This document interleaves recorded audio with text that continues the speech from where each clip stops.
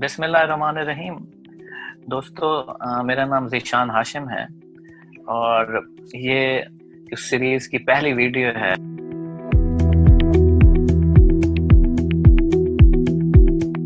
جو میں نے پلان کی ہے، میں نے سوچا ہے کہ ہم پاکستان کے وہ لوگ، وہ ایکڈیمکس یا شعبہ حیات وہ لوگ کہ جن کی گفتگو ہماری سوسائٹی میں ایک مکالمہ کریٹ کرنے کے لیے، ایک اچھی بحث کریٹ کرنے کے لیے، جن کی گفتگو جو ہے وہ نمایاں کنٹریبیوٹ کر سکتی ہے.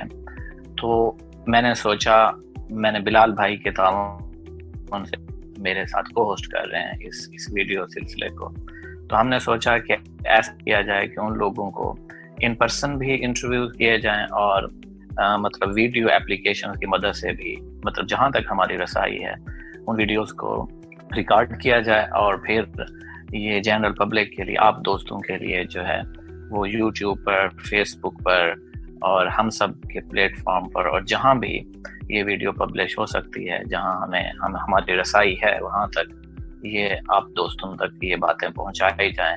اور اس سب کچھ کا مقصد صرف یہی ہے کہ پاکستان کے اندر جو ہے علمی مکالمہ کریٹ ہو، سنجیدہ مباحث ہوں اور ہمارا علمی سفر آگے بڑھے. تو آج جو پہلی نشست ہے اس میں نے جو ہے شرکت کے لیے دعوت دی ہے ڈاکٹر محمد شفیق صاحب کو. اور میں ڈاکٹر صاحب کا تعارف کروانے سے پہلے یہ بتانا ضروری سمجھتا ہوں کہ ڈاکٹر صاحب ان لوگوں میں شامل ہیں پاکستان میں جن سے مل کر نہ صرف مجھے ہمیشہ خوشی ہوئی بلکہ فخر کا احساس ہوا کہ میں ان کے حلقے میں شامل ہوں. یہ وہ ان لوگوں میں سے ہیں جنہوں نے اپنی پوری زندگی علم کے حصول کے لیے اور علم کی تشریح کے لیے اور جو ہے پاکستان میں علمی مکالمہ کی ترویج کے لیے اپنی زندگی ایک اعتبار سے وقف کی ہوئی ہے. ڈاکٹر صاحب سے میں انتہائی متاثر ہوں، نہ صرف ان کے تاریخ پر مبنی علم کی وجہ سے بلکہ سوشل سائنسز میں بھی، وہ چاہے وہ اکنامکس ہے، پولیٹیکل سائنس ہے یا سوشیالوجی ہے، ان کی گرفت جو ہے وہ قابل نظیر ہے. تو میں ڈاکٹر صاحب کا جو ہے تعارف کروانا چاہوں گا کہ ان کا پورا نام ڈاکٹر محمد شفیق بھٹی ہے. یہ پروفیسر ہیں، بہاؤالدین ذکریہ یونیورسٹی میں کام کرتے ہیں اور اس کے شعبہ ہسٹری کے چیئرمین ہیں، اور چائنا میں جو نینجنگ یونیورسٹی ہے اس کے وزٹنگ فیلو ہیں. اس وقت 2 کتابیں مکمل کر رہے ہیں جو برطانوی نیشنلزم اور برطانوی تہذیب جو ہے، برٹش جو ہسٹری ہے اس کا احاطہ کرتی ہیں، اور اس سے پہلے 2 کتابیں لکھ چکے ہیں. ایک کتاب جو ہے ان کی جو ہسٹری میں انتہائی ٹیکنیکل فیلڈ ہے، ہسٹوریوگرافی، تو اس سے متعلق ہے، اور دوسری جو کتاب ہے ان کی ابن خلدون کی جو شخصیت ہے اور ابن خلدون کی جو علمی خدمات ہیں اس کا وہ کریٹیکل انالیسس، تنقیدی مطالعہ پیش کرتی ہے. اور ان کے پیپرز کی تعداد میں نے دیکھی ہے، تقریباً جو ہے 35-36 پیپرز بنتے ہیں، اور وہ یقیناً جو علمی حلقوں میں ایک بہترین جو ہے کنٹریبیوشن ہے. تو سب سے پہلے ڈاکٹر صاحب آپ کا بہت شکریہ کہ آپ نے وقت دیا. جی، تو ڈاکٹر صاحب سب سے پہلا سوال جو ہے میں آپ سے کرنا چاہوں گا. کچھ دن پہلے میری ایک دوست سے بات ہو رہی تھی، تو اس میں تاریخ کیوں ضروری ہے پر بات ہوئی. تو اس دوست کا اصرار تھا کہ بیسیکلی یہ جو تاریخ کے اندر ہم بادشاہوں کے یا مختلف تہذیبوں کے جو اور آثار قدیمہ کو ہم ڈسکور کرنے کی کوشش کرتے ہیں، یہ بیسیکلی ماضی کی کھدائی ہے، اس کا کوئی حاصل نہیں ہے. چاہیے یہ کہ ہم اپنے آج کو پڑھیں، ہم اپنے مستقبل کی پیش گوئی کریں، مستقبل کو بہتر بنانے کی کوشش کریں. اور تاریخ کا مطالعہ جو ہے وہ قوموں کی تشکیل میں کچھ خاص اہم کردار ادا نہیں کرتا، ان کا کہنا تھا. تو میرا آپ سے سوال یہ ہے کہ کیا واقعی تاریخ پڑھنا بہت ضروری ہے اور یہ ماضی کی کھدائی نہیں ہے؟ پہلا سوال ہی بہت مشکل سوال بن جاتا ہے، اس وجہ سے کہ جو جدید دور ہے یہ علم کو مختلف حصوں میں تقسیم کرنے کا دور ہے، اسپیشلائزیشن کا دور اس کو کہا جاتا ہے. اور اسپیشلائزیشن میں مختلف فیلڈز کے درمیان ایک مقابلے کی فضا ہے، ہر فیلڈ اپنے دائرے سے آگے نکلنے کی کوشش کرتی نظر آتی ہے. جب ہم تاریخ کی بات کرتے ہیں تو ہمیں اس کو 3 حصوں میں تقسیم کرنا چاہیے. ایک حصہ یہ ہے کہ تاریخ ایک عمل ہے، ایک فطری عمل جو پوری کائنات میں جاری و ساری ہے. دوسرا حصہ تاریخ کا وہ ہے کہ جو ہم اس تاریخی عمل کا جتنا حصہ ہم سمجھ پاتے ہیں، اور تیسرا حصہ وہ ہے کہ جو ہم اپنے بیان میں لاتے ہیں، جو تحریر میں لاتے ہیں. تو ان تین حصوں کو اکٹھا کر کے اگر دیکھا جائے تو پھر ہمیں زیادہ مناسب انداز میں تاریخ کی اہمیت کا اور مقام کا اندازہ ہوگا. تاریخ ان تینوں چیزوں کا مجموعہ ہے، کیونکہ انسان کا بنیادی کام تفہیم ہے کائنات کی، اور کائنات کی تفہیم کے لیے اس تاریخی عمل کو سمجھنا انتہائی بنیادی جز ہے. اس کو سمجھے بغیر ہم کائنات کی تفہیم حاصل نہیں کر سکتے. جو ہسٹری کا طالب علم ہے اس کا بنیادی کام ہی یہی ہے کہ وہ اس ارتقاء کے عمل کو سمجھے اور اس کی ٹوٹالٹی کو ملا کر دیکھنے کی کوشش کرے. اس عمل میں جو ہمارے پاس مسائل ہیں وہ ڈھیر سارے ہوتے ہیں.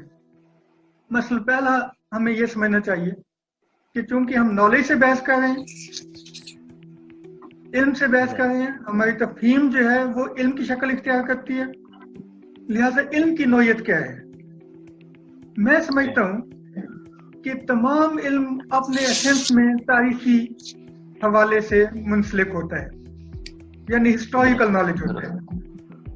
دنیا کا کوئی علم ایسا نہیں ہوتا جو ہسٹوریکل اسٹیبلشمنٹ کے بغیر اپنے آپ کو منوا سکے. میں مثال کے طور پہ اگر ہم علم کو بنیادی تین حصوں میں تقسیم کریں تو وہ ہم بناتے ہیں کہ ایک عقلی علوم ہے جو سینسز پر ڈیپینڈ کرتے ہیں، امپیریکل ہیں. دوسرے وہ علوم ہیں جو مذہبی زمرے میں آتے ہیں، روحانیات پہ اور ریولیشن پر بلیو کرتے ہیں. اور تیسرے وہ علوم ہیں جو ٹریڈیشن پہ بلیو کرتے ہیں. لیکن میرا یہ نقطہ نظر ہے کہ یہ تینوں علوم اب ہسٹوریکل سینس میں ہی علم میں آتے ہیں، کیونکہ مثال کے طور پر ہم سمجھتے ہیں کہ ریولیشن ختم ہو گیا، لہٰذا ہمارے پاس جو مذہب آتا ہے وہ ہسٹوریکل ٹرانسمیشن ہے. اسی طرح سے جو سینسز ہیں، سینسز ہمارے پاس اس وقت تک سینسز رہتی ہیں جب تک وہ ہسٹوریکل کمپیریزن میں نہیں آتی. جب تک ان کے ساتھ ہسٹوریکل کمپیریزن کی اور ہسٹوریکل اتھینٹسٹی کی سند شامل نہیں ہوتی، ہم اس وقت تک ان کے علم کے دائرے میں شامل نہیں کرتے. وہ ذاتی تجربہ تو ہو سکتا ہے لیکن وہ معاشرتی علم کے دائرے میں شامل نہیں ہوتی. اسی وجہ سے جو ٹریڈیشن ہے وہ بائی اٹ سیلف ایک کلچرل ٹرانسمیشن ہوتی ہے ہسٹری کی. تو ان تینوں چیزوں کو ملا کر اگر دیکھا جائے تو تینوں چیزیں اپنے سینس میں ہسٹوریکل بن جاتی ہیں. لہذا پہلی اہمیت تو یہ ہے کہ سارا نالج ہسٹوریکل ہوتا ہے. اس کو سمجھنے کے لیے ہسٹوریکل سینس ایک بنیادی سینس ہے. اب دوسری طرف ہم آتے ہیں، دوسرا پہلو کون سا ہے؟ دوسرا پہلو یہ ہے کہ انسان سمجھتا کیسے ہے. انسان کے جو فنکشنل ایلیمنٹس ہیں، انسان کی عقل کا جو امتحان ہے، جو سینسز کا جو استعمال ہے، وہ ہسٹوریکل سینس کے ساتھ ہوتا ہے. کیونکہ انسان کا دماغ میموری بیس ہے اور میموری کی انفارمیشن کو پروسیس کرنے کے ذریعے انسان اپنے نتائج اخذ کرتا ہے، انالیسس کا حاصل کرتا ہے. لہذا اس سینس میں بھی یہ جو ہسٹوریکل ٹریننگ ہے وہ بہت اہم بن جاتی ہے. اگر ہم اس ٹریننگ کا حصہ نہیں تو ہم اپنے روزمرہ کی بھی انڈرسٹینڈنگ حاصل نہیں کر پاتے. تیسرا سوال جو ہے وہ یہ ہے کہ ہم تاریخ کو کیسے سمجھیں یا پڑھائیں. یہ سوال ذرا مشکل ہے کیونکہ ہمارے پاس جو تاریخ کا تصور ہے وہ سبجیکٹو ہے اور ہر جگہ یہ خواہش ہوتی ہے کہ ہم اپنی بات کو ثابت کرنے کے لیے ہسٹوریکل ایویڈنسز لائیں. ہمارا سوال یہ نہیں ہے، ہمارا سوال یہ نہیں ہے کہ ہم تاریخ کے عمل کو سمجھنا چاہیں اور اس عمل کو ماضی، حال اور مستقبل کے ایک کنٹینیوٹی میں دیکھتے ہوئے تاریخی عمل کو سمجھ کر ہم مستقبل کا لائحہ عمل تیار کریں. یہ وہ مسئلہ ہے جو اس وقت پوری دنیا فیس کر رہی ہے کہ پوری دنیا میں ہسٹری کا علم تاریخی عمل کو سمجھنے کی بجائے اپنے نظریات، اپنے مسائل اور وہ سطحی مسائل، جزوی مسائل کو حل کرنے کی طرف زیادہ زور لگایا جاتا ہے. اسی وجہ سے تاریخ کے علم پر سوالات ہیں.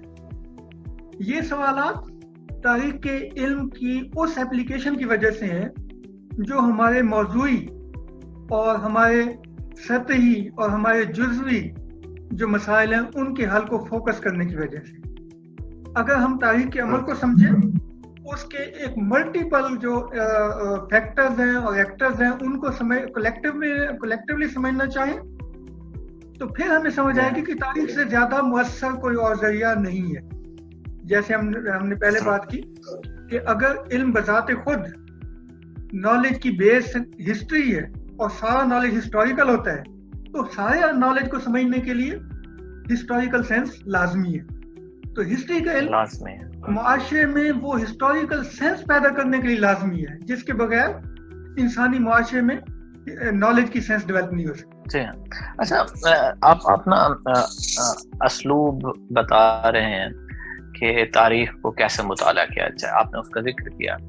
اچھا, کچھ لوگ ہیں کہ جو تاریخ کے اندر جو ہے اس کے پورے تاریخی عمل کے اندر ایک مقصدیت ڈھونڈنے کی کوشش کرتے ہیں, یا کچھ لوگ ہیں کہ جو نا ایک سیٹ پیٹرن ڈھونڈنے کی کوشش کرتے ہیں کہ جیسے نا ہیگل کی یا مارکس قسم کی جو انٹرپریٹیشن ہے ہسٹری کی, یا جو باقی لوگ ہیں وہ کہتے ہیں کہ یہ سیٹ پیٹرن ہے اور اس سیٹ پیٹرن کے اندر نا ہسٹری جو ہے وہ موو کرتی ہوئی آئی ہے. تو یہ جو اسلوب ہے تاریخ کو پڑھنے کا کہ آپ نا ایک پہلے سے ہی آپ پورے تاریخی عمل کے اندر ایک مقصدیت ڈھونڈ رہے ہیں یا ایک ہی پیراڈائم ڈھونڈ رہے ہیں, آپ کے خیال میں ایسا ایک ہی پیراڈائم اور ایک ہی مقصدیت پوری تاریخ میں ملتی ہے ایسے مطالعے میں؟ دیکھیں, بنیادی طور پر ہمیں یہ سمجھنا ہے کہ ہم طالب علم میں سمجھنے کی کوشش کر رہے ہیں تاریخی عمل کو, لیکن یہ مقصدیت والا سوال ہے, اس میں مقصدیت ختم ہو جاتی ہے سمجھنے کی, اس کی جگہ انٹرپریٹیشن حاوی ہو جاتی ہے. جو ایک نظریاتی عوامل ہیں ہم ان کو ثابت کرنے کے لیے تاریخ کو اسی طرح سے انٹرپریٹ کرنے کی کوشش کرتے ہیں, نہ کہ تاریخ کو سمجھنے کی کوشش کرتے ہیں. اگر تاریخ کو ہم یہ مان لیں کہ ہم تاریخ کو سمجھنا چاہتے ہیں اور تاریخ کو سمجھنے کے لیے ہمارے پاس, آپ کے پاس ایک پیٹرن آئے گا, میرے پاس دوسرا پیٹرن آئے گا, کسی اور کے پاس کوئی اور پیٹرن آئے گا, تیسرے کے پاس کوئی اور پیٹرن آئے گا, پانچویں کے پاس کوئی اور پیٹرن آئے گا. اگر ہم یہ مان لیں کہ ہم اٹیمپٹ کر رہے ہیں اور اتنی اٹیمپٹ جتنی میری ویلڈ اٹیمپٹ ہے اتنی آپ کی بھی ویلڈ اٹیمپٹ ہے, اور ہم ان کی ایک کلیکٹیو پکچر بھی بنا سکتے ہیں, اور لیکن یہ ساری کلیکٹیو پکچر جو ہیں یہ ہماری اٹیمپٹ ہیں, یہ ہماری انٹرپریٹیشن ہے. یہاں تک تو مسئلہ نہیں ہوتا, مسئلہ وہاں پہ ہوتا ہے جب ہم اس جو تاریخ کے عمل کو ایک جو ہے آئیڈیولوجیکل پرسپیکٹو میں یا مذہبی تناظر میں اس کی پرفیکشن کا دعویٰ کر دیتے ہیں. تاریخی عمل پرفیکٹ ہوگا, ٹھیک ہے, میں اس سے بحث نہیں کر سکتا کیونکہ وہ فطری عمل ہے, لیکن اس کی انٹرپریٹیشن ہمیشہ سبجیکٹو ہوگی, اور اس کی پرفیکشن کا دعویٰ اور اس کے اوپر حکم لگانا کہ یہ ایسے ہی ہے جیسے ہم کہہ رہے ہیں ایسے ہی ہے, اس کے علاوہ نہیں ہے, یہ ایک بہت ہی مشکل سوال ہے, اور اس کو ماننے میں مجھے بہت زیادہ تعامل کا سامنا کرنا پڑتا ہے. میرے لیے خاصا مشکل کام ہے کہ میں اس طرح کی تاریخی عمل کی فکسیشن کو ایکسیپٹ کر لوں. یہ میں مانتا ہوں کہ اچھا کچھ لوگوں کا ہیگل کا ایک نقطہ نظر ہے, اگر اس کو ایک نقطہ نظر کی حد تک جو اس کی اپنی تفہیم کی حد تک رکھا جائے تو اچھی بات ہے. میں ہیگل کے آزادیوں کے تصور کا قائل ہوں, لیکن میں اس کے جبر کا قائل نہیں ہوں. تاریخ کا عمل انسانی آزادیوں کی تفہیم کر رہا ہے, اس کی تشریح کر رہا ہے, لیکن میں یہ کہوں کہ اس میں ایسی جبریت ہے تو جبریت کے ایک ایکٹر کی تو ہو سکتی ہے, تاریخ کے عمل کے ایک عامل کی تو ہو سکتی ہے, لیکن پورے تاریخی عمل کو ہم تفہیم کا دعویٰ کریں اس کے ایکٹرز کی, یہ ایک ناممکن سا کام ہے. ہاں ٹھیک ہے, دعوے کے طور پہ ہو سکتا ہے, ایک کوشش کے طور پہ ہو سکتا ہے, ایک علمی جو مباحثہ ہے اس کے طور پہ ہو سکتا ہے, ایک خیال کے طور پہ ہو سکتا ہے, لیکن اس کو ہم ایک فکس, ایک مکمل, ایک پرفیکٹ, ایک ان ڈیبیٹیبل آئیڈیا کے طور پہ نہیں لے سکتے. ٹھیک.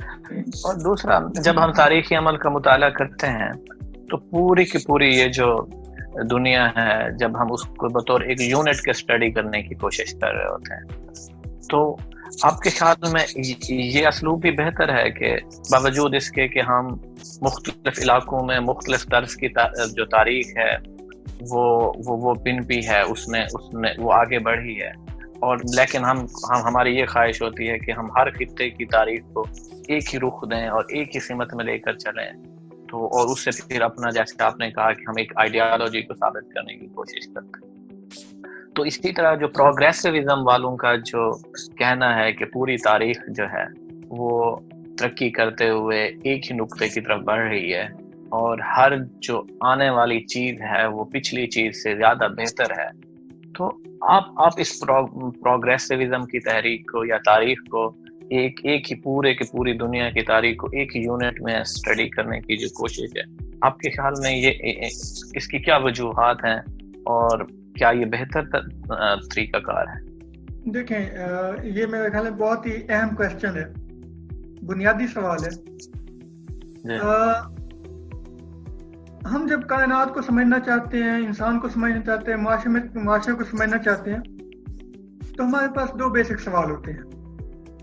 ایک یہ کہ جو جبلی چیزیں ہیں ان کو کہاں رکھا جائے، اور دوسرا یہ کہ جو ارتقا پذیر چیزیں ہیں ان کو کہاں رکھا جائے. اس بنیادی تفہیم کو سمجھے بغیر ہم نہیں سمجھ سکتے. اچھا، پھر اہم بات یہ ہے کہ جو جبلت ہے، جو فطرت ہے، اس کو سمجھنے کے لیے بھی ہمیں تخصیص، ہمیں ہسٹری بتاتی ہے. جب ہمیں ہسٹری بتاتی ہے کہ پورے تاریخی عمل کو جتنا ہم سمجھے ہیں ان میں سے کچھ چیزیں تبدیل نہیں ہوئی، تو پھر ہم ان کو ہسٹوریکل ڈکلیئر کرتے ہیں، پھر ہم ان کو ارتقاء سے ماورا ڈکلیئر کرتے ہیں. ٹھیک ہے. اچھا، یہ ایک حصہ ہو گیا. لہذا جب ہم ایک پوری انسانی تاریخ کی بات کرتے ہیں تو اس میں ہمارا بنیادی کنسرن یہ ہوتا ہے کہ ہم وہ چیزیں جو وقت اور زمانے کی تخصیص سے بالاتر ہیں، جو ہسٹوریکل ہیں، ہم ان کی نشاندہی کرنا چاہتے ہیں.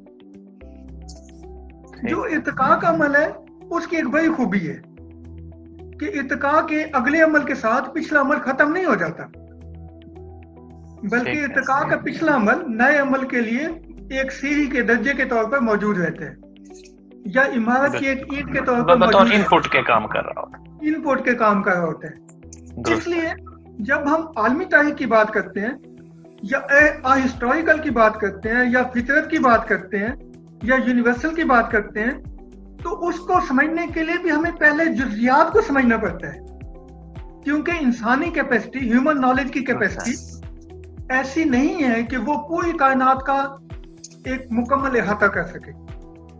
انسانی میڈیم، انسانی جو مزاج ہے، انسان کی جو کیپیسٹی ہے، وہ اس سے تقاضا کرتی ہے کہ انسان چھوٹی چھوٹی جزیات میں چیزوں کو سمجھے اور پھر ان کو ہولسٹک میں کنورٹ کرے. لہذا یہ جو یونیورسل یا جو آئیڈیل ہیں، یا جو ہم پوری عالمی انسانی تاریخ کی بات کرتے ہیں، یہ اس وقت تک ممکن نہیں ہوتی جب تک کہ ہم پہلے چھوٹے کلچرز کی، چھوٹی اکائیوں کی، تہذیبوں کی اور ان کے ارتقاء کی علیحدہ علیحدہ تفہیم حاصل نہ کر پائیں، اور پھر ان کے بنیادی اجزاء کو ملا کر ایک انسانی تاریخ کی بات نہ کر سکیں. لہذا میرے خیال میں جو بنیادی حوالہ ہے انسان کی تفہیم کا، وہ ہمیشہ اس کے کلچر، اس کی زمین، اس کے مزاج اور اس کے انوائرمنٹ کے ساتھ جڑا ہوتا ہے. اس سے نکل کر کوئی تفہیم کی کوشش نہ کامیاب ہوتی ہے، نہ وہ انسانی فلاح کے لیے کوئی کنٹریبیوٹ کر سکتی ہے. آخری کوشچن یہ ہے، اور وہ میں دوبارہ اسی پہلے کوشچن سے ہی متعلق ہے، کہ ہم دنیا کے اندر اس وقت جو دنیا موجود ہے اس کے اندر نا ممالک کی نا دو تقسیم دیکھتے ہیں. ایک وہ ممالک ہیں کہ جو ترقی یافتہ ہیں، اور اس کے لیے جو ہے ترقی یافتہ کے لیے ہم عموماً جو ریفرنس استعمال کرتے ہیں وہ معیشت کا استعمال کرتے ہیں، جو معاشی طور پر ترقی یافتہ ہیں. اور لازمی بات ہے کہ ان میں سے اکثریت جو ہے وہ سیاسی طور پر بھی ترقی یافتہ ہے اور سوشلی بھی وہ ہم ان کو زیادہ اپریشیٹ کرتے ہیں سوشل ڈیولپمنٹ کے اعتبار سے. تو پولیٹیکل، اکنامک اور سوشلی ڈیولپڈ ایک دنیا ہے، اور دوسری طرف وہ دنیا ہے کہ جو اکنامکلی بھی ڈیولپ نہیں ہے، پولیٹیکلی بھی ڈیولپ نہیں ہے، اور ان کی سوشیالوجی بھی جو ہے نا وہ یا جمود کا شکار ہے یا پھر کرائسس کا شکار ہے جو. تو میرا سوال یہ ہے کہ اس پورے عمل کے اندر یہ جو تقسیم ہے، چاہے وہ ترقی یافتہ دنیا ہے، اس نے اس تاریخی مطالعے سے کیا سیکھا ہے؟ کیا اس کی پولیٹیکل، سوشل اور اکنامک ڈیولپمنٹ میں تاریخی مطالعے کا کوئی کردار رہا ہے اور یا نہیں رہا؟ ایک تو جیسے آپ نے بھی ذکر کیا ہے کہ جو بھی ان کے فلاسفرز ہیں یا وہ لوگ ہیں جنہوں نے اس کے سیاست تاریخی عمل کو سمجھا ہے، اسی سے ہی لیسن لیے ہیں اور اسی میں ہی ان کی کنٹریبیوشن ہے کہ سوسائٹی آگے بڑھی ہے، پولیٹیکلی بھی، اکنامکلی بھی، سوشلی بھی. تو یہ جو غیر ترقی یافتہ دنیا ہے، تو اس میں اس کو نا اس کی ترقی کو بوسٹ کرنے کے لیے تاریخ جو ہے آپ کے خیال میں کیا کردار، کیسے مطلب آگے ہمیں بڑھا سکتی ہے؟ دیکھیں، دو چیزیں بنیادی ہیں. ایک حوالہ تو ہے ہمارا جس کو ہم کہتے ہیں میمورائزیشن. جی ہاں، ہم نے پہلے بھی بات کی کہ سارا علم ہسٹوریکل ہے، لہذا ہم اس کی میمورائزیشن کی طرف آتے ہیں. لہذا جتنی بھی ترقی یافتہ قومیں ہیں انہوں نے اپنے ڈیولپمنٹس کا ریکارڈ متعین کیا ہے اور ان کو محفوظ کیا ہے اور ان کے تجزیے کے ذریعے مستقبل کا لائحہ عمل متعین کیا ہے. یہ ایک بڑا مسئلہ ہے کہ جن کو ہم انڈر ڈیولپڈ ورلڈ کہتے ہیں وہاں سینس آف ہسٹری سب سے لو ہے. Sense of history in the sense کہ وہاں پہ ٹریڈیشن تو فالو کی جاتی ہے لیکن جو ڈیولپمنٹس کا ریکارڈ ہے اس کو مینٹین نہیں کیا جاتا. لہذا ڈیولپمنٹس کے ریکارڈ کو مینٹین نہ کرنے کی وجہ سے ان کے پاس کنٹینیوٹیز کے گیپس ہیں، ان کے پاس کنٹینیوٹی موجود نہیں ہوتی. ان کے پاس ٹکڑوں میں بانٹ دیا جاتا ہے اور پھر ایک ایک ٹکڑا اٹھا کے کہا جاتا ہے کہ جناب یہ امپلیمنٹ ہو گئے، اس کے اچھے نتائج ہیں اور اس کے برے نتائج ہیں.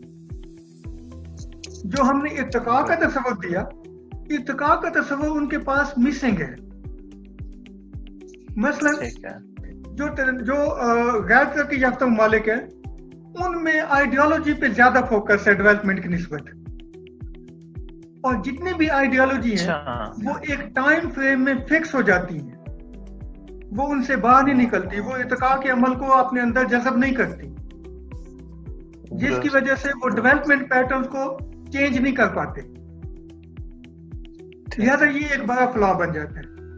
تو جو کنٹینیوٹیز ہیں، جو ڈیولپمنٹ اکانومیز ہیں، ڈیولپمنٹ سوسائٹیز ہیں، ڈیولپڈ سوسائٹیز ہیں، جو پولیٹیکلی اسٹیبل سوسائٹیز ہیں، ان کی سب سے بڑی بات یہ ہے کہ وہ اپنی ہسٹری کی ڈیولپمنٹ کا ریکارڈ مینٹین کرتی ہیں اور اس ریکارڈ کی بنیاد پر مستقبل کا لائحہ عمل متعین کرتی ہیں. وہ ان کو ٹکڑوں میں نہیں ڈالتی، وہ ان کو کنٹینیوٹی میں لے کے آتی ہیں، اور وہ کنٹینیوٹیز اتنی اسٹرانگ ہوتی ہیں کہ ان پہ باقاعدہ ڈیبیٹ ہوتا ہے، اور جہاں پہ کہیں اختلافات ہوتے ہیں تو وہ ہسٹورینز کے ڈیبیٹ کے ذریعے وہ اختلافات بھی ریزالو کیے جاتے ہیں. تو یہ ہسٹوریکل کنٹینیوٹیز کا جو تصور ہے یہ بہت اہم تصور ہے. ہسٹوریکل کنٹینیوٹیز کے بغیر پلاننگ نہیں ہو سکتی اور نہ فیوچر کا ویژن کوئی ڈیولپ ہو سکتا ہے. تو جو سب سے بڑا ڈیفرنس ہے، مثلا میں سم ٹائم پریشان ہوتا ہوں کہ پاکستان میں کوئی اچھی آرکائیو نہیں ہے، جبکہ ہم انگلینڈ کی بات کریں تو ہر یونیورسٹی میں بلکہ ہر ڈپارٹمنٹ میں کسی نہ کسی بڑی شخصیت، بڑے ادارے، بڑے عمل سے متعلق کسی ایک ہسٹوریکل جو ایوولوشن کا ایک فیز ہے اس سے متعلق کوئی نہ کوئی آرکائیو موجود ہے. وہ انہی آرکائیو سے ہی نئی جو ڈیولپمنٹس ہیں ان کو بھی جوڑتے ہیں اور انہی میں سے نئے امکانات بھی وضع کرتے ہیں. امکانات جو ہیں وہ فیوچر کے نہیں ہوتے، امکانات ماضی سے آتے ہیں. امکانات ہمارے پاس موجود ہوتے ہیں جن کو ہم فیوچر میں اپلائی کرتے ہیں. تو یہ امکانات کی کنٹینیوٹی ہوتی ہے جو نئے آئیڈیاز لے کے آتی ہے. تو یہ انڈر ڈیولپڈ کنٹریز میں یہ مسنگ ہے کیونکہ وہ سمجھتے ہیں کہ یہ ایک فضول سا کام ہے, ہم اس پہ کتنا پیسہ لگائیں, ہم کتنی ٹریننگ کریں, کتنی آرکائیوز بنائیں, کتنے آرکائیوسٹ بھرتی کریں. تو اب جو ماڈرن ٹائمز ہے اس میں ترقی کے جو عمل ہے اس کی رفتار تیز ہوئی ہے, اور آپ میری بات سے اتفاق کریں گے کہ اس عمل تیز ہونے میں کمپیوٹر آرکائیوز کا بڑا رول ہے. ڈیٹا کا بہت رول ہونے سے اب آرکائیوز آسان ہو گئی ہیں, ان کو ایکسیس کرنا آسان ہو گئے, ہسٹوریکل کنٹینیوٹی کو جج کرنا آسان ہو گیا اور ان کو ویریفائی کرنا آسان ہو گیا. تو یہ ہسٹوریکل کنٹینیوٹی کا اسی میموری کا ہی ایک پارٹ ہے جو اب ہماری ویب کی شکل میں ہمیں مل گیا. تو اس سے جو ترقی یافتہ ممالک ہے وہ زیادہ فائدہ اٹھا رہے ہیں, اس میں بھی وہی حال ہے, اور جو ترقی پذیر ملک ہیں وہ اس کو گپ شپ کے لیے, چیٹ کے لیے اور فلمیں دیکھنے کے لیے یا اس طرح کے کاموں کے لیے استعمال کرتے ہیں. وہ ہسٹوریکل کنٹینیوٹیز کو ٹریس کرنے کے لیے استعمال نہیں کرتے. ایون جو ترقی یافتہ ملک ہے وہ فلموں کی بھی کنٹینیوٹی ٹریس کرتے ہیں, ڈراموں کی بھی کنٹینیوٹی ٹریس کرتے ہیں, اور ان سے سوشل ڈیولپمنٹ کو میئر کرتے ہیں. یہ کام جو ہے یہ انڈر ڈیولپ کنٹریز میں نہیں ہے. تو یہ ایک بڑی ضرورت ہے میرے خیال میں. دوستو بہت شکریہ کہ آپ نے اس ویڈیو انٹرویو کے سلسلے کے پہلے حصے کو آپ نے ملاحظہ فرمایا. اب ہم